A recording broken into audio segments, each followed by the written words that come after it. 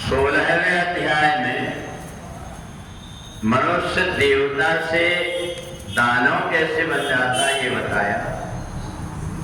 काम आश्रित दुष्पूरम दंभ मान मदान्विता मोहाद गृहीत्वा सद्ग्रहान प्रवर्तन्ते शुचिव्रता। भगवान ने मनुष्य को बड़ा सुंदर बनाया है और उसके शरीर के अंदर देवताओं की स्थापना भी कर दिया, परंतु ये मनुष्य बाहर दूसरों से अपनी पूजा कराने के लोभ में आसुरी आचरण करने लगता है और आसुरी आचरण करके और ये जो मनुष्य है जो देवता रहता है वो धीरे धीरे असुर बन जाता है।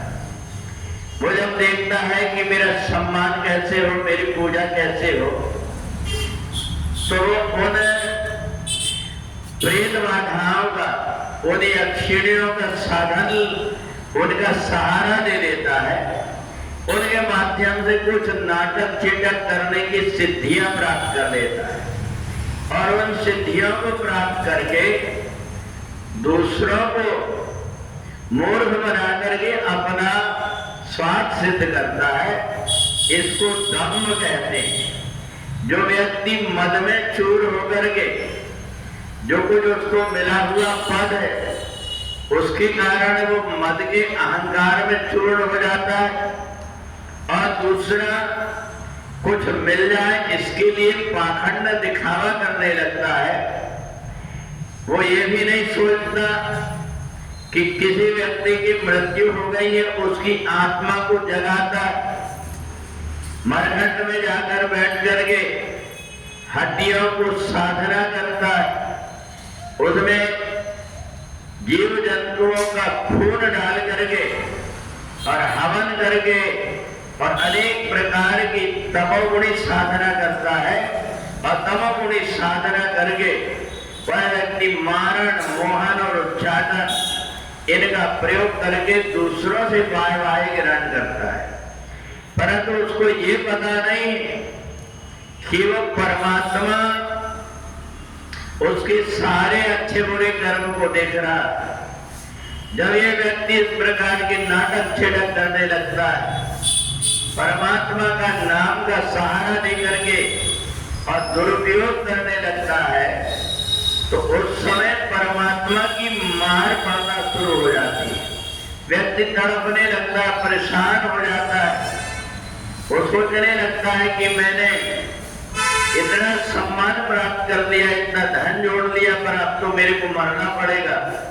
और मृत्यु के समय उनको बड़े बड़े दांत वाले यम के दूत दिखाई देते हैं। वो देखता है कि मेरे को घसीटते हुए ले जाने के लिए हाथ में रस्सी बांधे हुए, थोड़ी देर में देखता है कि उन्होंने गले में रस्सी बांध करके खींचते हुए गर्म रेत में मेरे को ले जा रहे हैं। फिर वो पछताता है, रोता है। भगवान कहते हैं जो कुछ कर्म किया है उसका फल भोगना पड़ रहा है। बोले पेड़ बबूर का तो आम कहां से पाए। तो इसलिए भगवान कहते हैं कि जो मनुष्य होता है वो जीवन में थोड़ी बहुत तकलीफ सह लेता है, परंतु वो मनुष्यता को नहीं छोड़ता और वो देवता जैसे आचरण करके खुद भी और दूसरों को भी परमात्मा से जोड़ देता है। तो इसलिए भगवान ने 15वें अध्याय में पुरुषोत्तम बताया क्या कितने प्रकार के कष्ट उठा करके भी अनुष्ठान करते हैं, पूजन करते हैं, व्रत करते हैं, उपवास करते हैं। एक वो व्यक्ति होता है जो पुरुषोत्तम बन जाता है और दूसरा वो व्यक्ति होता है जो आसुरी शक्तियों का सहारा देकर के मान सम्मान प्राप्त करना, धन प्राप्त करना चाहता है। उसको मरने के बाद में प्रेत योनि में जाकर के 84 लाख जन्म तक वो जन्म मरण में पड़ करके रौरव नरक में कीड़े आदि बन करके अपने कर्मों के फल को भोगता है। बोले वृंदावन बिहारी लाल की।